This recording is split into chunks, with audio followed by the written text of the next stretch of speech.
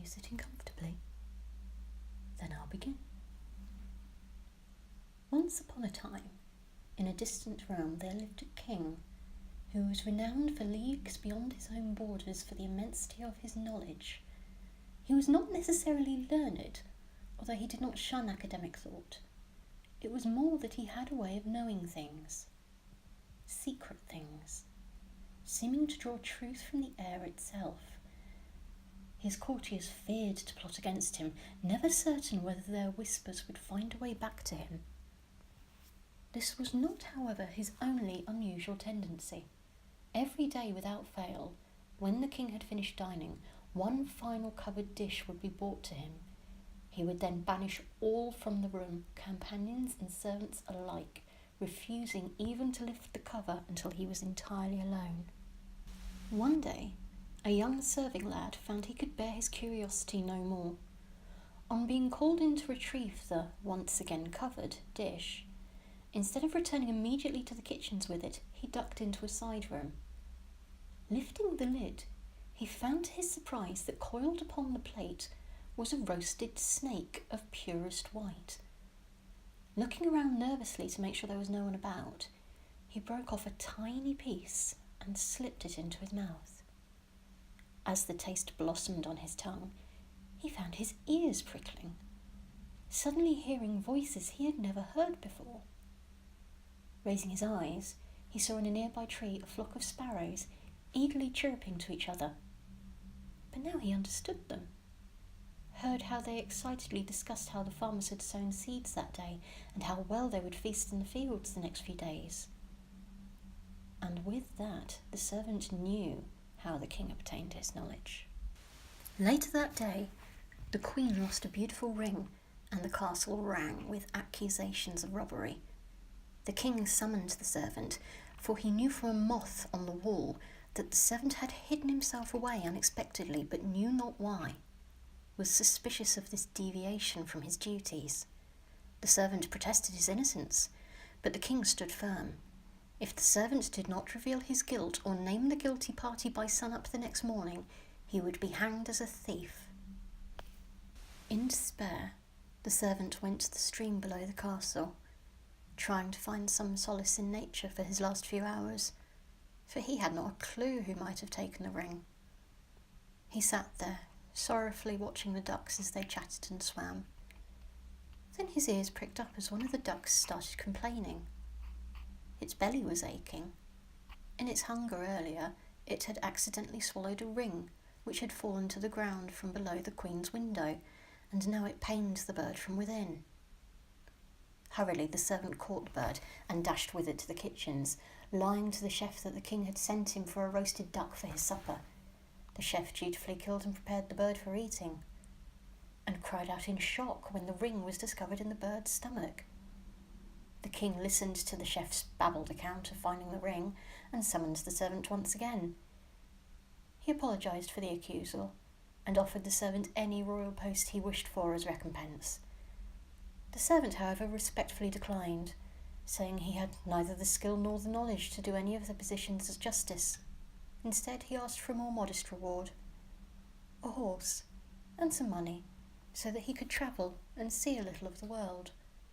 This was duly granted, and he set off on the next day, heart thrilling with adventure. On his way, he listened in fascination to the conversations of the animals around him, learning much about their thoughts, their feelings, their fears, their joys. One day, stopping at a small river to let his horse drink, he came across 3 fish who had become trapped in a narrow rock pool as floodwaters had receded. In the summer sun, the puddle was dwindling fast, and the fish cried with dread as they contemplated the water leaving them completely, leaving them to gasp and asphyxiate on the hard ground. Filled with pity for them, the servant hurriedly scooped them out, one at a time, rushing them the scant few paces to the river and releasing them into the water. The fish danced in the water in delight, thanking him effusively and declaring that they would never forget his kindness, that one day they would repay him for saving their lives. The servant continued on as the day passed and the shadows grew longer. Warmed by the setting sun, He found himself growing drowsy, listening to the gentle clopping of his horse's hooves against the packed earth of the track. And then an angry little voice jolted him awake, the king of the ants remonstrating against enormous horses and the inconsiderate humans who rode them over his people, crushing them beneath their feet. Hastily the servant guided his horse onto the grass instead, and turned to offer the Ant King an apology, to confess he had not realised they were there. The Ant King thanked him, and said that one day his consideration for those smaller than himself would be rewarded. The evening went on, and finally the servant needed to stop to rest, deciding on a large tree where he could tether his horse and rest beneath its branches. As he drew closer, he saw a baby raven on the ground, crying in fear, and above it its parents flew, weeping at their chick having fallen from the nest, having no way to bring it back up again. The servant dismounted and, cupping his hands, gently scooped the chick up and placed it back in the nest once more. The ravens flew around him, crying their thanks to him over and over, declaring that one day they would pay him back in kind. After several more days' travel, the servant reached a distant city which resounded with fanfare. It had been announced that the lord was seeking a suitor for his daughter, and that only the boldest of high-born men would be considered suitable. To prove their worth, they must undergo a dangerous challenge, which had already claimed the lives of 7 men. Initially the servant scoffed at such folly, but then the lord's daughter passed him in the midst of the procession. Her beauty was heart-stopping, and a wild impulse overtook him, racing to the front of the procession to find the lord, throwing himself in front of him and declaring himself a suitor and ready to face whatever challenges the lord saw fit. Fair of face as he also was, and dressed in garb gifted from the king, no one doubted his story that he was the son of a minor noble from some distant city. The lord took him to the edge of the sea and threw in a gold coin. The servant was ordered to retrieve it and not to return without it. If he tried, he would be pushed back under again and again until the water claimed his final breath. The servant was suddenly assailed with doubt and took a step back, but then he was lifted by one of the lord's guards and flung into the sea. He dived, wanting them not to see his tears of horror. The coin was nowhere in sight. Being drowned was inevitable. But suddenly 3 silver flashes darted by him. It was the fish he had saved, one of them holding the gold coin in its mouth.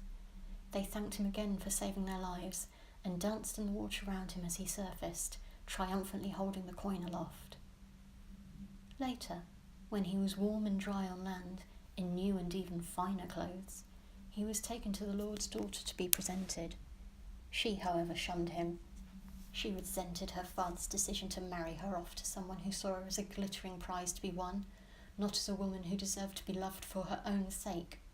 She declared her father's challenge too easy, and taking a bucket of grains, she flung them onto the lawn below the window, declaring that the man would be considered a worthy suitor for her only if he could collect every grain by dawn, thinking to herself that such an impossible task would not be achievable, and that, when he failed, she would not have to marry him. That night, the servant scurried on his hands and knees, hastily picking up grain after grain and flinging them into the bucket. But, no matter how hard he worked, he was forced to concede he would not complete the challenge in time. Dropping his face to the dirt, he groaned despondently. Something tickled on the back of his hand. "Don't despair so," a familiar voice said. "What's troubling you?" Looking, the young man saw the Ant King balanced on one of his knuckles. He quickly explained, and the Ant King scoffed. "Is that all? We'll soon have it done." And with that, dozens of ants swarmed over the grass, snatching up grains and racing them to the bucket. Not daring to move lest he crush the ants, the servant hurriedly plucked at the ones he could reach, flinging them into the bucket also. In less than an hour, the bucket was full. The Ant King saluted the servant, thanked him again for thinking of the lives smaller than his own, and he and his people vanished into the grass.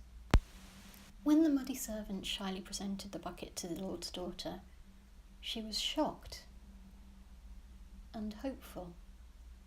He had clearly laboured hard for her hand. Maybe he could feel true affection for her, and her for him, one day. However, the lord had gotten suspicious, had checked his story, had realised that the nobleman of whom the servant claimed to be descended was childless, had heard tale of a servant from the king's realm who was travelling as a reward for a good deed on a fine horse, in garb not of his own. The young man was summoned under great secrecy, as the lord feared humiliation if it was revealed that a servant had bested the challenge that had slain men of noble blood.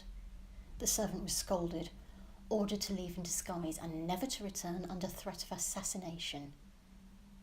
But the young man stubbornly stood his ground, stated that he had bested not one but 2 challenges, fair and square, and that he would best a 3rd, if that is what it took to prove his worth and win the lord's daughter's hand.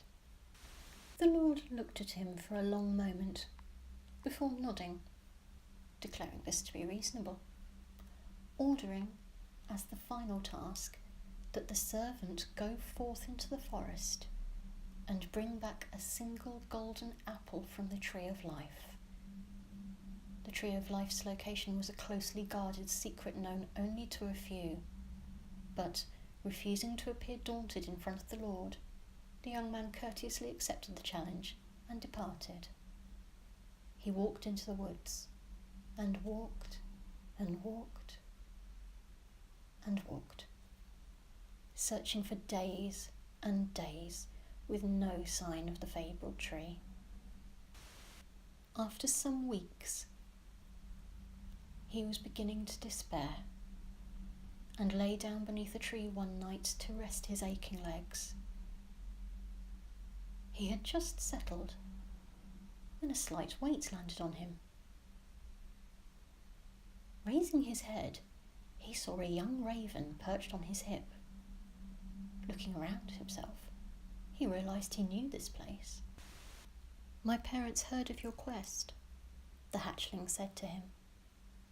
"Heard of your love for the lord's daughter. Heard the impossible challenge he set to you. You will never find the Tree of Life, for it is many leagues hence at the world's end, far beyond the reach of mortal man." The young man's heart wept in despair. There was a rustle of wings above him, and something thumped down into his lap. A single, perfect, golden apple. Looking up, he saw the parent ravens on the branch above him, their black eyes twinkling merrily. "Beyond your reach, but not beyond ours. Take your prize and go and win your lady's heart. And know we do this in thanks, for you saved our hearts from breaking." When the lord saw the young man returning, exhausted and filthy and footsore, he smirked, for he felt sure that the young man had failed. But instead, he humbly dropped to his knees and withdrew the apple from his bag, offering it up to the lord, who fainted clean away in utter amazement. The young man and the lord's daughter were wed some days later, eating the apple between them as part of their vows.